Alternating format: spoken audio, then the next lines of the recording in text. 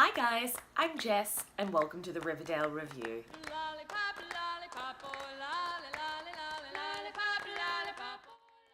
So last week we were left wondering what was going to happen to one Cheryl Blossom. She had been admitted against her will by her mother to the Sisters of Quiet Mercy for conversion therapy. So after her very strange encounter with Penelope Blossom about Cheryl's whereabouts, Tony commandeers Josie and Veronica. Together they start to ask questions and really put the pressure on Mrs. Blossom to disclose where Cheryl really is. Now, Mrs. Blossom doesn't exactly come clean, but she does say that she lied or fabricated the truth about Cheryl being at boarding school in Switzerland. Mrs. Blossom does disclose that Cheryl is in rehabilitation for her little problem. Now, she doesn't name names, so to speak, but she does give the girls a picture that we saw Cheryl drawing last season. It was a picture of Cheryl and Josie in a kind of tender embrace, or their heads are resting against one another. Josie immediately freaks out and bails on the whole operation, whereas Tony and Veronica are not yet deterred. Tony and Veronica are left in a little bit of a standstill. They know that Cheryl's gone, they know that Penelope is not being truthful, but they don't really have any leads on where Cheryl might be. That is until one day when Tony's in class, her name's called over the PA system and she's called into the principal's office to receive a phone call. Now, on the other end of the line is Nana Rose, who, in a very valiant attempt, has thrown herself off of her wheelchair and dragged her body over to make the phone call to Tony to tell her exactly where Cheryl is. Nana Rose manages to get out enough information to equip Tony with Cheryl's location before Claudius rips the phone line from the wall. Nana Rose explains that Cheryl is with the sisters before the phone line goes dead. Tony takes the information that Nana Rose has given her to Veronica, and together the two of them try to work out just what the sisters might mean. Enter Kevin, who of course is well versed with the backwards techniques of the Sisters of Quiet Mercy. Kevin explains that there were underground tunnels leading into the establishment that Veronica and Tony might be able to use to rescue Cheryl if she is in fact in the facility. Now, we as the viewers know that yes, she is being held captive there, and Tony and Veronica in full stylish black leather form break in there, guns a-blazing, and rescue Cheryl. Now, all those questions I had in regards to Cheryl and Tony's relationship and where that was heading have obviously been revealed in tonight's episode. Tony's calling for Cheryl, running up and down the halls before she breaks into a room where they're watching a film. Now, Cheryl is in fact in that room, but has imagined that Tony has been calling her name until she sees Tony standing there in the flesh. Cheryl runs to Tony, the two of them embrace, and then share a beautiful and tender kiss.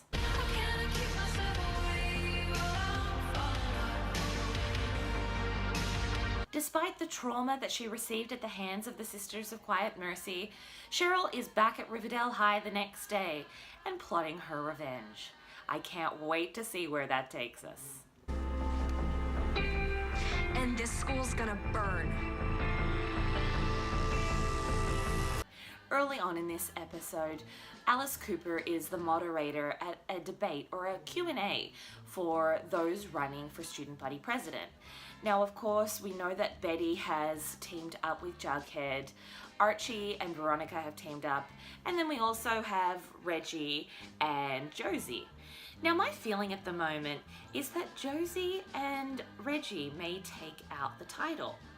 I desperately want Betty and Jughead to take it. I think that they're the only ones that are really standing for something and standing for change.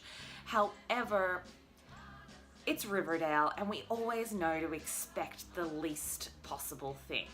Now, of course, Betty is staying with Jughead at the moment, refusing to move back in with Alice until Chick is elsewhere. Immediately after the debate, Betty grabs Jughead and pulls him down the corridor in hopes of avoiding her mother. A great little moment is when Betty refers to Alice as a heat-seeking missile. They do get out in the nick of time and Alice is left to take out her frustrations on FP.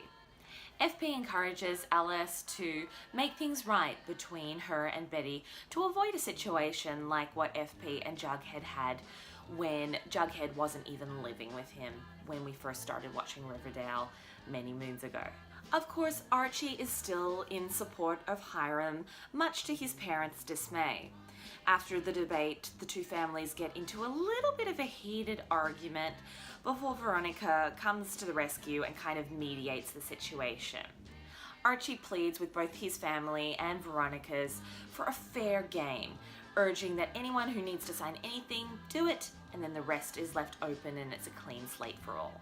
Upon their arrival back at the hotel, the lodgers are face to face with two of Hiram's business associates. Now they request Hiram's time, which he's not too keen about giving up.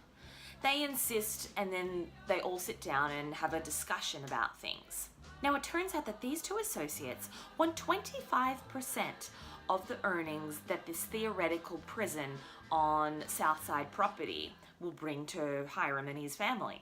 Hiram very politely declines and says that it would leave him with a loss if he was to give them 25% of the profit. They urge him to reconsider before Archie gets involved and basically says, look, Hiram has said he's not interested, end of. The two associates laugh it off, thinking that Archie is trying to be a big boy and a big man and really, come to Hiram's defense. When in actual fact, that's exactly what he's trying to do. Now there was this really great moment where it looked like they were reintroducing the Black Hood for just a second. Andre?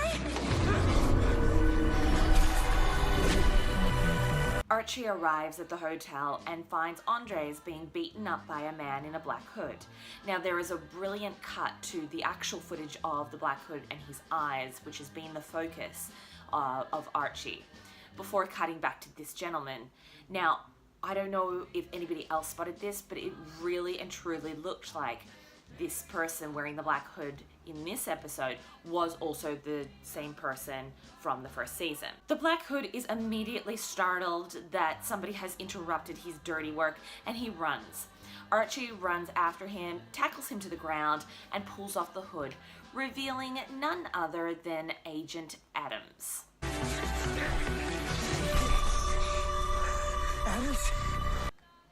Now you might recall him from earlier episodes where he was posing as a police officer. Now it turned out that he was just Hiram's right-hand man, but it looks like he's gone rogue in this episode. He is in fact now aligned with the associates that are threatening Hiram. Agent Adams urges Archie to tell Hiram to take the deal before there's more trouble. With the revelation that Agent Adams has switched teams, Hiram realizes he's far more exposed than he realized. In a discussion with Archie, he says he's got no choice other than to take the deal that they offered. But in true Andrews fashion, Archie has an idea and asks for Hiram to set up a business meeting with his two associates.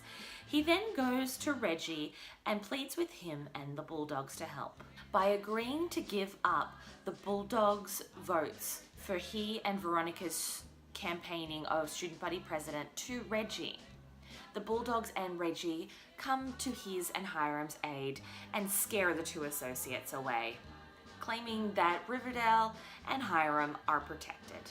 Now the most exciting thing of this episode, apart from Tony and Cheryl's kiss, was that of the return of the drug dealer that Chick brained at the Cooper's house. It was only a matter of time before Chick's mistakes came back to haunt him. In this episode, we see that the swamp has been drained and a car has been found. Now this car, of course, was dumped by Betty and Jughead after Chick killed its owner. Against their parents' wishes, Jughead and Betty decide to go and speak to Kevin. Being the sheriff's son, surely he has some answers. They're very careful about their questioning, but do find out that the car's owner was notified and has come to claim it. Now they're a little confused by this information because of course the car belonged to the man that Chick killed. So it turns out that no, the car did not belong to him. It belonged to his girlfriend, who is just as bad, if not worse than him. Thinking he's trying to help, Chick contacts the girlfriend to find out exactly what she knows. It backfires and she ends up coming back with Chick to the Cooper's residence and threatening to reveal them unless they give her $10,000. Betty goes the next day to withdraw the money and, very quick on her toes, contacts Jughead and the Serpents, and they of course break down Alice's door and come to their rescue. It's a truly glorious moment, and perhaps now it means that Betty is going to finally be accepted by the Serpents. Now, a little sneak peek into something that I think has been a long time coming was the scene almost at the end of this episode. There's a knock on the door and FP opens the door. Standing on the other side is Alice. Now, no words are exchanged, but FP has a very mischievous smirk on his face as he closes the door after Alice enters. And from now on, I will be. And like my daughter, I will fight tooth and nail for it. Could it be that all along they have been hooking up without anybody realizing? Guess we'll just have to wait and see. Thanks again for joining me on the Riverdale review. Don't forget to subscribe, leave your comments, feedback, and suggestions in the box below, and I'll see you all again next week for another jam-packed episode. Is mine. Lollipop.